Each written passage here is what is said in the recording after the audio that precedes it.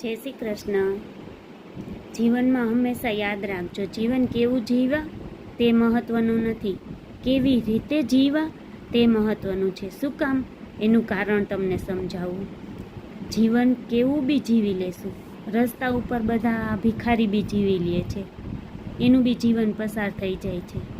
તો આપણે તો એક વ્યવસ્થિત જિંદગી ભગવાને આપી છે ઠાકોરજીએ, તો એનો આપણે ઇસ્તેમાલ વ્યવસ્થિત રીતે કરવાનો. હું એનું કારણ સમજાવું કે જીવન કેવી રીતે આપણે જીવન જીવવાનું. જીવન એવી રીતે જીવવાનું કે જેથી કરીને કોઈને આપણે આડા ન આવીએ, કોઈને નડીએ નહીં.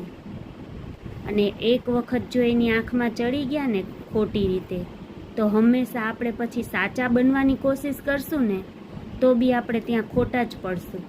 કારણ કે આપણી ક્યારેક એવી ભૂલ થઈ હશે નાનામાં નાની, અને આપણે બધી રીતે પોઝિટિવ લેતા હશું, પણ જો આ એક ખોટી ભૂલ આપણાથી નાની એવી થઈ ગઈ હશે ને તો આ બધી પોઝિટિવ ઉપર પાણી ફરી વળશે.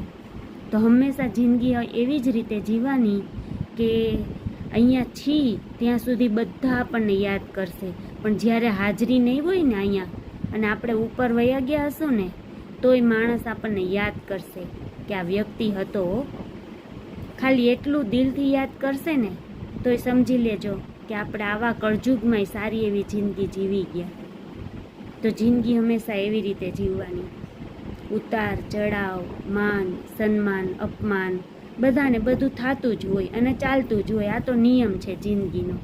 અને હવે તો એવું ક્યાં રહ્યું છે પહેલાં જેવું, પણ આપણે નહીં બદલવાનું. જિંદગી ભલે બદલે, દુનિયા ભલે બદલે, માણસો ભલે બદલે, એના નેચર ભલે બદલે, પણ આપણે આપણા નેચર સારા રાખવાના, જેથી કરીને પરિવાર ખુશ રહીએ, સમાજ ખુશ રહીએ અને આપણે એની નજરમાં ખુશ રહીએ. મહત્ત્વનું એ છે. તો હંમેશા જીવન એવી રીતે જીવવાનું. જો સમજાય તો બધાને ખૂબ વંદન.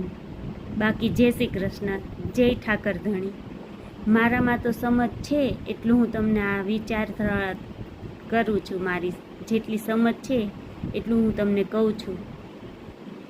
બાકી મારી ક્યાંક તો ભૂલ હશે જ, અને હું તો પહેલી ભૂલ મારી જ ગણું. કારણ કે મારી જ ક્યાંક ને ક્યાંક એવી ભૂલ હોય.